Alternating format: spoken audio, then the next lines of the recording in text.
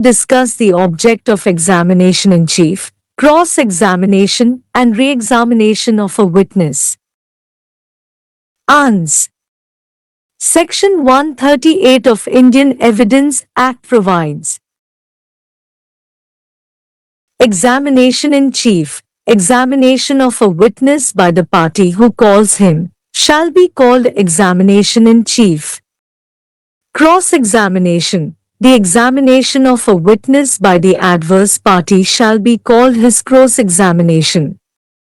Re-examination. The examination of a witness subsequent to cross-examination by the party who called him shall be called re-examination. Examination in chief. After the witness has been sworn the oath as required under Section 5 of Indian Oath Act, the party who calls the witness will examine him first. It is known as examination in chief. The object of examination in chief is to obtain testimony in support of version favorable to party calling him.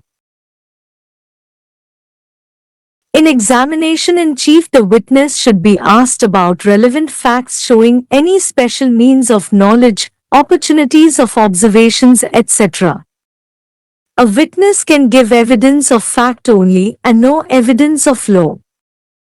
During the examination in chief, as provided in Section 142 of the Act, leading questions must not, if objected by adverse party, be asked except with the permission of the court.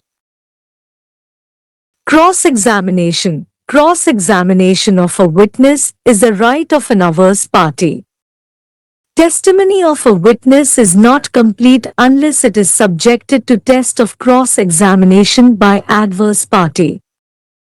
After the examination in chief of a witness, unless the court allows the party who has called the witness to cross-examine such witness under Section 154 of the Act, the adverse party will cross-examine the witness. Scope of cross-examination is wider than examination in chief because examination in chief is confined only to relevant facts, but cross-examination need not to be confined to the facts to which the witness testified on his examination in chief. Since the purpose of cross-examination to elicit the truth or to test the veracity of the witness, so during cross-examination, adverse party can ask any question which will I. Impeach the credibility of the witness, 2. Touch the matters which were left in examination in chief, 3. Give favorable answers to party cross-examining the witness, 4. Give contradiction of what has been stated by other witness. Re-examination. The party who called the witness, if he like and feel necessary, may request the court to grant permission to re-examination of witness, but the re-examination shall be directed to the explanation of the matter referred to in cross-examination.